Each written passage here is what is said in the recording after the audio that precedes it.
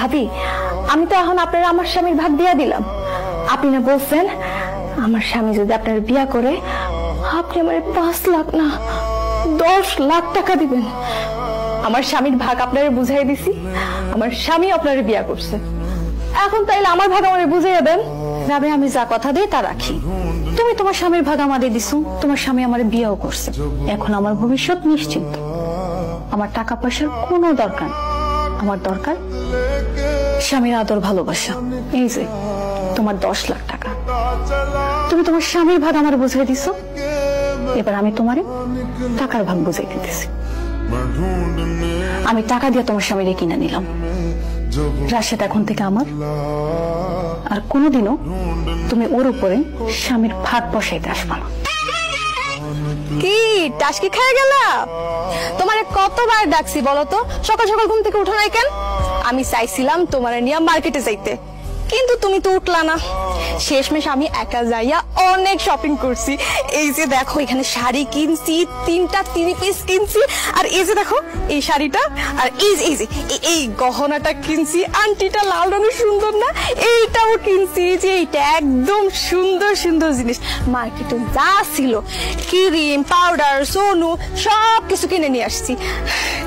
এখন বলো তো আমার কেমন লাগতেছে? তোমার কেমন লাগতেছে এটা আমি কইতে যাবো কেন? আয়নার সামনে গিয়া নিজে দেখো। আরে ধুর, আয়না দেখবো কেন? তুমি না আমার জামাই। এখন বলো তোমার বউরে কেমন লাগতেছে? ও, আমার বউরে কেমন লাগতেছে এটা আমার কইতে হইব? ঠিক আছে, কইতাছি। আজকে তোমার অনেক সুন্দর লাগতেছে। এই দুনিয়ায় তোমার মতো সুন্দরী আরেকটা মায়া মানুষ আছে কিনা? তুমি ওর প্রশংসা করতেছো কেন? আমার প্রশংসা করতেছো না কেন বলো?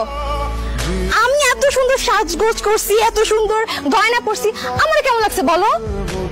নতুন বউয়ের প্রশংসা করতেছো, পুরান বউয়ের প্রশংসা করবে না? আমি কি তোমার বউ না? না, তুমি আমার বউ না। 10 লাখ টাকার বিনিময়ে তুমি আমার ফারজানের কাছে বিক্রি করে দিছো। এখন থেকে ফারজানাই আমার বউ। তুমি কি সাজগোজ করছো, তুমি শাড়ি পরছো না গহনা পরছো, তোমার কেমন লাগতেছে এটা আমি আর কোনোদিন করবো না। এখন থেকে ফারজানাই আমার সবকিছু। হাজবেন্ড ওয়াইফের ঘরে ঢুকতে গেলে তো অনুমতি নিয়ে ঢুকতে হয়, এই জিনিসটা তুমি জানো না? না মানে আমিও তো তোমার বউ, ওই জন্য অনুমতি না নিয়েই ঢুকে পড়ছি। তুমি আমার কি সেটা আমি তোমার কাছে জানতে চাইতেছি না। কি কারণ আইছো? তাড়াতাড়ি কইয়া এখান থেকে বিদায় হও। রাশেদ, বিয়ার পর তো তুমি আর আমি সবসময় একসাথেই থাকছি। কোনোদিন তো আমার ছাড়া ঘুমাও না তুমি। আমি তোমার পাশে শুয়ে থাকতাম, তারপরও আমার জড়াইয়া না ধরলে তোমার ঘুম আসতো না। আমি এখন শুইতে গেলে সেই কথাগুলোই বারবার মনে হয়। আজকে রাতটা কি তুমি আমার লাগে আমার রুমে গিয়ে ঘুমাইবা? মগের বুলক পাইছস তুই?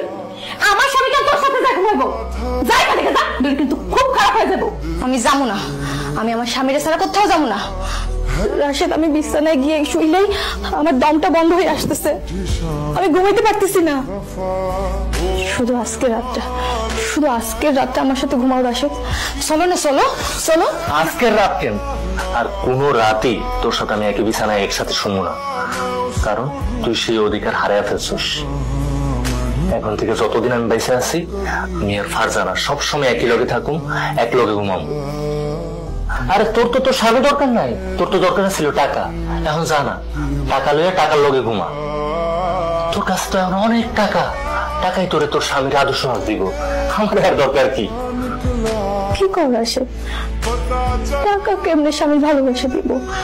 টাকা নিয়ে কেমনে মানুষ ঘুমায়? আমারে আমার ভাবির লগে বিয়া করানোর অনুমতি দেওয়ার আগে তোর এটা মনে আসছিল না?